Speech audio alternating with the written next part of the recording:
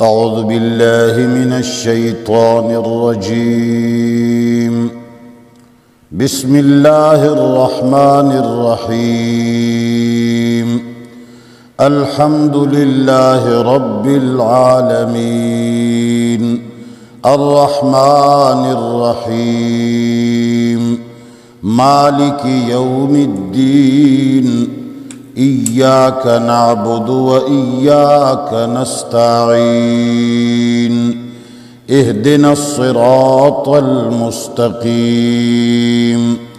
صراط الذين أنعمت عليهم غير المغضوب عليهم ولا الضالين.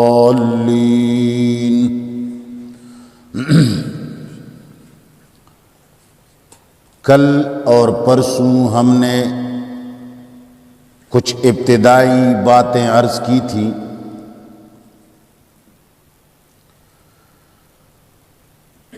اور ہم نے یہ بھی کہا تھا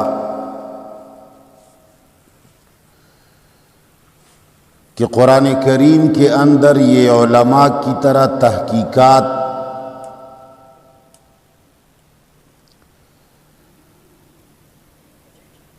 سورۃ فاتحہ کا دعویٰ، اس کا خلاصہ، ایک ایک لفظ کی تحقیق،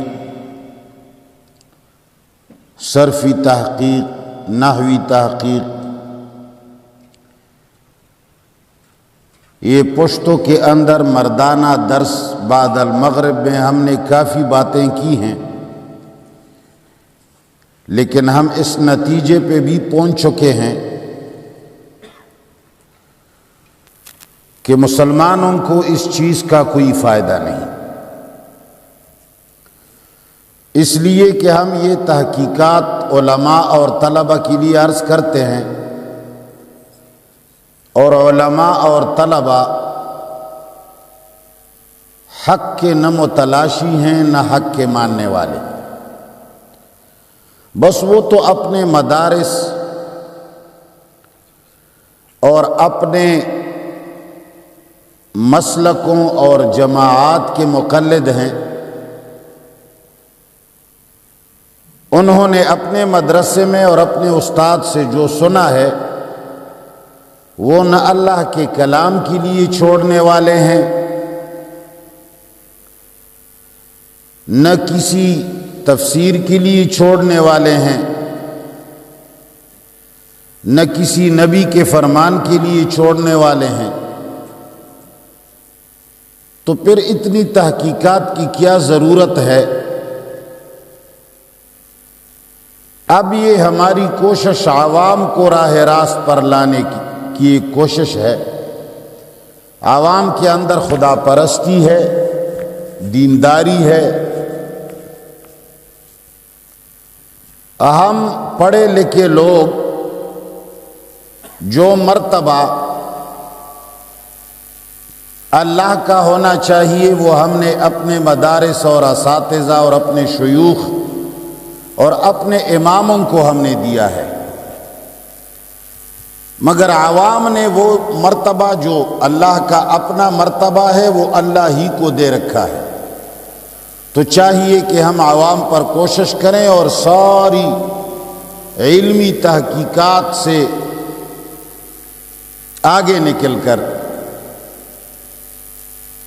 اور ساری علمی تحقیقات کو چھوڑ کر سیدھا سادہ عوامی ترجمہ کریں. الحمدللہ رب العالمین کا کل ہم نے جو ترجمہ کیا تھا، پھر میں نے کافی سوچا کہ کوئی ایسا واضح ترجمہ جس کو عوام سمجھ سکے. تو میں آج اس نتیجے پہ پہنچا کہ ہم تو کہتے ہیں الحمدللہ رب العالمین، الوہیت کی تمام صفات اللہ کے ساتھ خاص ہیں. اس کو ہم نے کل کافی سمجھایا بھی تھا، لیکن اس کا ایک معنی جو آج ذہن میں آیا جس کو عوام تقریباً اچھے طریقے سے سمجھ سکتے ہیں وہ یہ ہے کہ ہم یہ معنی کریں کہ الحمد خدائی کے ڈیوٹیاں، رب العالمین کی جتنی ڈیوٹیاں ہیں للہ ہے، وہ اللہ کے ساتھ خاص ہے۔ جس طرح کہ اولاد دینا رب کی ڈیوٹی ہے، بارش برسانا رب العالمین کی ڈیوٹی ہے، اس کی صفت ہے۔ ہم صفت کہتے ہیں، عوام ڈیوٹی کو سمجھتے ہیں، یہ انہیں اللہ کا کام ہے۔ تو ہم یہ کہنا چاہتے ہیں کہ تمام خدائی کے صفات اللہ کے ساتھ خاص ہیں، بالفاظ دیگر تمام اللہ کے ڈیوٹیاں اللہ کے ساتھ خاص ہیں۔ جو ڈیوٹیاں رب کی ہیں، جو کام رب کے ہیں، وہ اللہ کے ساتھ خاص ہیں۔ اللہ کے علاوہ وہ کام کوئی اور نہیں کر سکتا۔ اگر اللہ کا کوئی کام ہم نے مخلوق کے اندر تسلیم کیا تو یہی شرک ہوگا۔ اولاد دینے والا اللہ ہے، اگر ہمیں شائبہ تک بھی آیا کہ اولاد فلان کے چف سے پیدا ہوتا ہے، اس کے دم سے پیدا ہوتا ہے، اس کی تعویذ سے پیدا ہوتا ہے، اولاد فلان آدمی کے ہاتھ پھیرنے سے پیدا ہوتی ہے، اولاد فلان آدمی کے سیب دم کرنے سے ہوتی ہے، تو آپ سمجھ جائیں کہ آپ نے رب کی ڈیوٹی کسی انسان کے اندر تسلیم کی، اسی کو شرک کہا جاتا ہے۔ الحمد، اللہ کی تمام صفات جو خدائی کے صفات ہیں، للہ، وہ صرف اللہ کے ساتھ خاص ہیں۔ ان صفات کو آپ کسی انسان میں، کسی نبی میں، کسی پیغمبر میں، آسمان اور زمین کے کسی مخلوق کے اندر آپ تسلیم نہیں کریں گے۔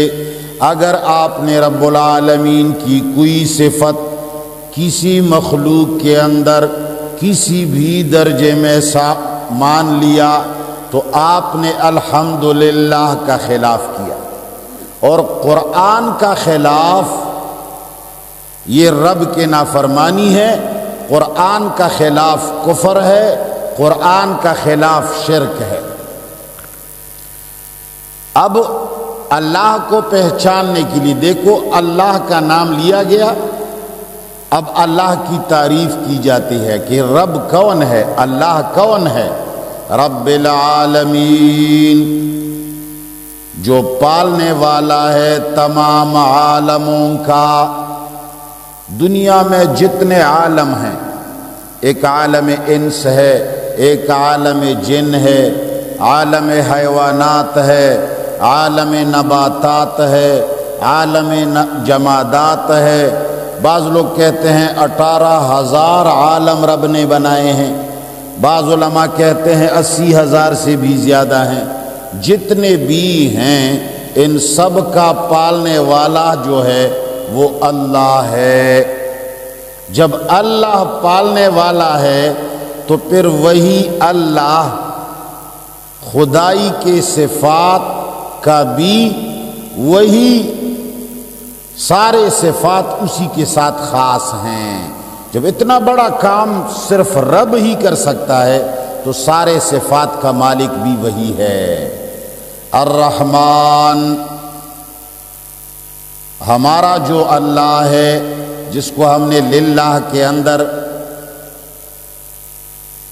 پڑھ لیا، ذکر کیا کہ تمام صفات الوہیت کا وہ مالک ہے، وہ الرحمن، عام مہربانی کرنے والا بھی وہی ہے، الرحیم، خاص رحم کرنے والا بھی وہی ہے، مالک یوم الدین، مالک یوم الدین، مالک اختیار مند کو کہتے ہیں، یوم الدین یہ اس دن کو کہا جاتا ہے جس دن تمام اعمال کے بدلے دیے جائیں گے۔ یوم الدین قیامت کو یوم الجزا بھی کہتے ہیں، یوم الحشر بھی کہتے ہیں۔ یوم الدین یعنی بدلے کا دن، اس دن تمام مخلوق کو بدلے دیے جائیں گے۔ مالک، اب دیکھو اللہ کی صفت کی جا رہی ہے، قرآن کریم میں مخلوق کی صفات نہیں ہیں، اس لیے ہم کہتے ہیں کہ ممبر و محراب کے اوپر جب علماء کا تذکرہ ہوتا ہو، جب علماء کی تعریف کی جاتی ہو تو اس مجلس سے اٹھنا چاہیے، اس لیے کہ ہمارے کو رب العالمین نے جو قرآن بھیجا ہے اس قرآن کے اندر مخلوق کی صفت نہیں ہے۔ جب اللہ کا نام آتا ہے تو صفات پہ صفات آ جاتے ہیں۔ صفت اور تعریف صرف ایک رب کی ہوتی ہے۔ الحمدللہ کا معنی ہی یہی ہے کہ ہم تعریف صرف ایک اللہ کی کریں گے جو تمام کائنات کا پالنے والا ہے، جو عام مہربانی کرنے والا بھی ہے، خاص رحم کرنے والا بھی ہے۔ مالک یوم الدین، وہ بدلے کے دن کا مختار ہے، یعنی جو دن بدلے والا ہے اس دن کا مالک، اس دن کا اختیار مند وہی ہے۔ ویسے تو اس دنیا کا بھی وہ اختیار مند ہے، ویسے تو سارے چیزوں کا وہ اختیار مند ہے، لیکن آخرت کا ذکر اس لیے کیا گیا ہمارے علم کے مطابق کہ دنیا کے اندر تو دیگر لوگوں کے کچھ نہ کچھ تذکرے ہوتے ہیں، یہ زمین فلان کی ہے، یہ بنگلہ فلان کا ہے، یہ محل فلان کا ہے، یہ ملک کا بادشاہ فلان ہے، کچھ عارضی نام لکھے گئے ہیں، مگر قیامت کا دن ایسا دن ہوگا جہاں عارضی طور پر بھی کسی کا نام نہیں لیا جائے گا۔ مالک یوم الدین، جو روز جزا کا مالک اور مختار بھی ہے۔ اب جب اتنا بڑا رب ہے جس کے بارے میں ہم نے سب سے پہلی بات یہ کہی کہ صفات اسی کے ساتھ خاص ہیں، اللہ کی ڈیوٹیاں اللہ ہی کے ساتھ خاص ہیں۔ اللہ کی ڈیوٹیاں کسی مخلوق کو مت دینا کہ فلان برکت دینے والا ہے، فلان بگڑی بنانے والا ہے، فلان کی تعویذ میں شفا ہے، نہیں، یہ ساری ڈیوٹیاں رب کی ہیں۔ رب کی ڈیوٹی، اگر آپ سے کوئی اپنی ڈیوٹی لیتا ہے تو آپ اس کی دشمنی کرتے ہیں، اگر رب کی ڈیوٹیاں آپ مخلوق کو دیتے ہیں تو آپ کافر ہو جاتے ہیں۔ اب جب اتنا بڑا رب ہے تو ہم وعدہ کرتے ہیں ان کے ساتھ، دعا سے پہلے ہم نے ان کی تعریف کی، ہم نے ان کا مقام بیان کیا، اب ہم ایک وعدہ کرتے ہیں، ایاک نعبد، ہم صرف تیری ہی بندگی کرتے ہیں اور کرتے رہیں گے۔ یہ بندگی کیا ہے، عوام اس کو سمجھ لیں۔ بندگی، عبادت، اس کی بہت ساری تعریفیں علماء نے کی ہیں، مگر جو تعریفیں علماء کرتے ہیں وہ عوام نہیں سمجھتے۔ ہم ایک ایسا معنی اور مفہوم بیان کریں گے جو انتہائی پربغض بھی ہوگا اور عوام سمجھیں گی بھی۔ نعبد، عبادت کہا جاتا ہے رب العالمین کی ماننا، کسی کی بات بلا چون و چرا ماننے کو عبادت اور بندگی کہا جاتا ہے۔ اب کسی نے آپ سے کہا جاؤ فلان کام کرو، آپ بغیر سوچے سمجھے جاتے ہیں، وہی کام کرتے ہیں، یہ نہیں سوچتے کہ بھئی کرنا چاہیے یا نہیں، جائز ہے یا نہیں، اس کو عبادت کہا جاتا ہے۔ یہی وجہ ہے کہ میرے اللہ اور میرے رسول نے ہمیں یہ بتا دیا ہے کہ آپ نے اللہ کے علاوہ، رسول کے علاوہ جو آمنے سامنے ہو، اللہ اور رسول کے علاوہ کسی اور کی بات بغیر اللہ کے بات کے ساتھ تولے بغیر آپ نہیں مانیں گے۔ مخلوق میں خواہ تیرا والد ہے، مخلوق کے اندر خواہ تیری ماں ہے، تیرا استاد ہے، تیرا افسر ہے، کوئی بھی ہے، مخلوق میں جب تمہیں کوئی بات کہتا ہے تو پہلے آپ اس کی بات کو اللہ کے کلام کے ساتھ تولیں، نبی کے فرمان کے ساتھ تولیں کہ میرے اللہ اور میرے نبی نے اس کام سے منع تو نہیں فرمایا۔ اگر اس افسر کی بات، تمہارے والد کی بات، تمہارے دادا کی بات، تمہارے خان صاحب کی بات اگر اللہ اور رسول کی بات کے خلاف ہیں تو آپ انکار کریں، نہیں جی میں ایسا نہیں کر سکتا، میں اللہ کی عبادت کرتا ہوں، میں نے اس کے ساتھ وعدہ کیا ہے، ایاک نعبد، ہم صرف تیری ہی بات مانیں گے اور مانتے رہیں گے، تیری ہی عبادت کریں گے اور کرتے رہیں گے۔ عبادت کا معنی ہے بلا چون و چرا کسی کی بات کو تسلیم کرنا، کسی کی غلامی کرنا۔ ہم جو آج کل سارے مخلوق کی بات بلا چون و چرا مانتے ہیں، ہمیں استاد کہتا ہے ہم کرتے ہیں، ہمیں اپنا لیڈر امر کرتا ہے، باقاعدہ ہم کیا کہتے ہیں؟ فلان قدم بڑھاؤ ہم تمہارے ساتھ ہیں، امر کرو ہم مانیں گے، حکم کرو ہم تعمیل کریں گے۔ یہ ساری باتیں جو ہیں یہ اسلام کے خلاف ہیں۔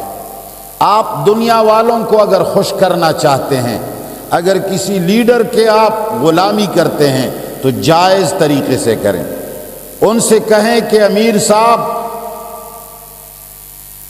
شریعت کے مطابق حکم کرو، ہم عمل کرنے کے لیے تیار ہیں۔ لیڈر صاحب شریعت کے مطابق امر کرو، ہم خون دینے کے لیے تیار ہیں، لیکن ایسا نہ کہو کہ تم قدم بڑھاؤ ہم تمہارے ساتھ ہیں، تم حکم کرو ہم تمہارا، نہیں جی، ہم حکم صرف اللہ کا مانتے ہیں، مخلوق کا حکم اس وقت مانیں گے جب وہ اللہ کے حکم کے برابر ہوگا۔ ایسا بھی تو ہو سکتا ہے جو تیرا سب سے بڑا محبوب ہے یا تیرا خان ہے یا نواب ہے یا تمہارا محسن ہے، وہ کل تمہیں ایک ناجائز بات کہے تو پھر وہ مانو گے؟ تم نہیں مانو گے، اس لیے کہ اللہ نے فرمایا ہے اور ہم نے یہاں وعدہ کیا ایاک نعبد، خاص تجھ ہی کے بات مانیں گے اور مانتے رہیں گے، صرف تیری ہی عبادت کرتے ہیں اور کرتے رہیں گے، صرف تمہاری ہی غلامی کرتے ہیں اور کرتے رہیں گے، صرف تمہارے ہی بات کو بلا چون و چرا مانتے ہیں اور مانتے رہیں گے، یہ عبادت کا معنی ہے۔ وَإِيَّاكَ نَسْتَعِينُ، اور خاص تجھ ہی سے مدد مانگتے ہیں اور مانگتے رہیں گے۔ مدد مانگنا، مدد دو قسم سے مانگا جاتا ہے، ایک ہوتا ہے ما فوق الاسباب مدد مانگنا، ایک ہوتا ہے ما تحت الاسباب مدد مانگنا۔ اعینونی بقوت من انصاری الی اللہ ان استنصروکم فی الدین فعلیکم النصر، ان آیات کے اندر جتنا ذکر ہے یہ سارا ما تحت الاسباب ذکر ہے۔ ما تحت الاسباب کسی سے مدد مانگنا جائز ہے۔ مثال کے طور پر تمہاری بیوی ہے، اس میں روح بھی ہے، چلنے پھرنے کی طاقت بھی ہے، اس کے ہاتھ بھی ہیں، گھر میں پانی بھی ہے، تو ساری چیز اسباب کے نیچے موجود ہیں، ہاتھ بھی موجود، روح بھی موجود، اس کے کان بھی موجود، اس میں سننے کی صلاحیت بھی موجود، ان کی آنکھیں بھی موجود اور گڑا بھی موجود، اس میں پانی بھی موجود، جام اور گلاس بھی موجود۔ آپ اس سے کہتے ہیں کہ بیوی صاحبہ، بیگم صاحبہ مجھے پانی دے دو، تو یہ اسباب کے نیچے مدد مانگنا ہے، یہ جائز ہے۔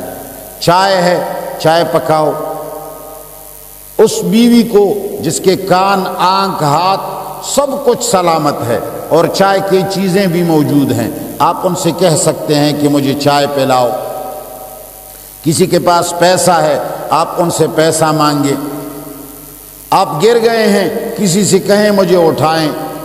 یہ ما تحت الاسباب ہے، اس لیے کہ اس میں سننے کی صلاحیت ہے، تمہاری مدد کرنے کی صلاحیت ہے، تمہیں وہ ہاتھوں سے اٹھا سکتا ہے، پانی پلا سکتا ہے، تو جائز ہے۔ اسباب کے نیچے کسی کے پاس کوئی چیز ہے، آپ مانگ لیں، جائز ہے۔ ایک ہے اسباب سے ہٹ کر، وہاں کوئی موجود نہیں، اس کے کان نہیں، وہ سنتا نہیں، اس کی آنکھیں بھی نہیں ہیں، ان کے پاس پانی بھی نہیں ہے، ان کے پاس اولاد دینے کی طاقت بھی نہیں ہے، اور وہ تمہیں پہنچنے کی صلاحیت بھی نہیں رکھتا۔ آپ کسی مردے سے کہتے ہیں مجھے اولاد دو، تو یہ ما فوق الاسباب شرک ہے۔ مردہ سنتا کہاں ہے جب تو اس سے کہتا ہے کہ مجھے بیٹا دو؟ پہلے تو اس کے کان نہیں ہے، اگر کان ہے تو روح نہیں ہے، مٹی کے نیچے ہے، وہ سنتا نہیں ہے۔ اگر خدا نخواستہ بالفرض کوئی کہے کہ سنتا ہے، تو اس کے پاس اولاد دینے کی صلاحیت نہیں ہے۔ اسی طرح ہر وہ چیز جو اسباب کے دائرے میں نہیں ہے، نہ مادی طور پر نہ شرعی طور پر، جس طرح کی تعویذ ہے، تعویذ نہ شرعی سبب ہے نہ مادی سبب ہے، اس سے آپ شفا کی توقع رکھتے ہیں، تو یہ شرک ہے۔ تو یہاں ہے ایاک نستعین، ہم صرف تجھ ہی سے مدد مانگتے ہیں، تجھ ہی سے مدد مانگتے رہیں گے۔ کون سی مدد؟ جو ما فوق الاسباب ہے۔ اب رب العالمین کے نہ کان ہیں، نہ رب العالمین کی ہماری طرح سننے کی اس طریقہ کار ہیں، نہ ہم رب کو دیکھتے ہیں، نہ ہم نے یہ دیکھا ہوا ہے کہ اس کے پاس اولاد کی کیا کیا چیزیں ہیں، کس طریقے سے ہیں۔ سارے اسباب منتفی ہیں، کوئی پتہ نہیں چلتا، لیکن اب ہمارا اولاد ہوگا، ہماری اولاد ہوگی یا نہیں ہوگی، ہمارے اندر سپرم موجود ہے یا نہیں، میری بیوی کے اندر صلاحیت ہے یا نہیں، ساری چیزیں مفقود ہیں۔ جس طرح کہ ایک پیغمبر اللہ کے سامنے گڑ گڑاتا ہے کہ میں تو بوڑھا ہو گیا ہوں، رب تجھ سے مدد مانگتا ہوں، اولاد مانگتا ہوں۔ اب یہ ما فوق الاسباب ہے، اسباب تو نہیں ہے، آدمی بوڑھا ہے، اس کی بیوی بھی بوڑھی ہے، لیکن اللہ بغیر اسباب کے دے سکتا ہے، تو اللہ سے مدد مانگتے ہیں اور مانگتے رہیں گے۔ کون سی مدد؟ ما فوق الاسباب۔ مخلوق اور دنیا کی کسی بھی چیز سے بغیر عقلی، مادی اور شرعی لحاظ سے کسی سے ما فوق الاسباب مدد مانگنا، یہ بالکل کفر اور شرک ہے، اس آیت کے خلاف ہے۔ اہدنا الصراط المستقیم، الہ العالمین ہر حال میں اہدنا، ہمیں مضبوط کر دے، الصراط المستقیم، سیدھے راستے پر۔ اہدنا الصراط المستقیم، ہمیں سیدھا راستہ دکھا دے۔ یہ معنی ہم اس لیے نہیں کرتے کہ سیدھا راستہ تو اگر اللہ نے ہمیں نہ دکھایا ہوتا تو پھر ہم قرآن کیسے پڑھتے ہیں؟ اگر ہمیں سیدھا راستہ اللہ نے نہ دکھایا ہوتا ہم مسلمان کیسے ہوتے؟ تو اس اعتراض سے بچنے کے لیے علماء کہتے ہیں کہ اہدنا کا معنی آپ کریں کہ اے اللہ آپ نے راستہ تو سیدھا دکھایا ہے، اب اس پر ہمیں استقامت عطا کیجیے۔ اہدنا، ہمیں استقامت عطا کریں، الصراط المستقیم، سیدھے راستے پر چلنے کی۔ ایسا نہ ہو کہ کل کسی کی بات مان لوں اور گمراہ ہو جاؤں، کل کوئی جھوٹی روایت سنا کر کے قرآن سے مجھے ہٹا دے، کل کوئی جھوٹی حکایت مجھے بیان کرے اور میں اللہ کے علاوہ کسی اور سے کچھ طمع اور توقع رکھوں، گمراہ ہو جاؤں۔ اہدنا الصراط المستقیم میں ہم اللہ سے یہی مانگتے ہیں، رب جو راستہ آپ نے دکھایا ہے، اپنے سامنے ہمیں آپ نے کھڑا کیا ہے، اپنا قرآن نصیب کیا ہے، رب یہ تمام قرآن اور یہ ہدایت نصیب رہے۔ اہدنا الصراط المستقیم کا یہی معنی ہوگا۔ بس لفظی ترجمہ دوبارہ دیکھتے ہیں۔ بسم اللہ خاص اللہ کے نام سے ہم مدد مانگتے ہیں شروع کرنے میں۔ الرحمن جو رحمان ہے، الرحیم جو رحیم ہے۔ الحمد تمام خدائی کے صفات اور ڈیوٹیاں للہ اللہ کے لیے خاص ہیں، رب کی ڈیوٹی کسی اور کے لیے نہیں۔ کون سا رب؟ کون سا اللہ؟ رب العالمین، جو سارے عالم کا پالنے والا ہے۔ الرحمن عام مہربانیوں والا ہے۔ الرحیم خاص رحم کرنے والا ہے۔ مالک یوم الدین روز جزا کا مالک اور مختار ہے۔ ایاک نعبد صرف تجھ ہی کی بات مانتے ہیں اور مانتے رہیں گے، صرف تجھ ہی کی عبادت کرتے ہیں اور کرتے رہیں گے۔ وَإِيَّاكَ نَسْتَعِينُ صرف تجھ ہی سے مدد مانگتے ہیں اور مانگتے رہیں گے۔ اہدنا ہمیں استقامت بخشیں، ہمیں مضبوط کریں، الصراط المستقیم سیدھے راستے پر۔ وصلی اللہ تعالی علی خیر خلقہ محمد وآلہ وصحبہ اجمعین۔ الہ العالمین جتنے لوگ یہ درس قرآن سنتے ہیں اور کان لگا کے سنتے ہیں، پروردگار عالم ان کے دل اور دماغ میں قرآن اور سنت کی محبت جاگزین کریں اور قرآن اور سنت کا علم انہیں عطا کریں۔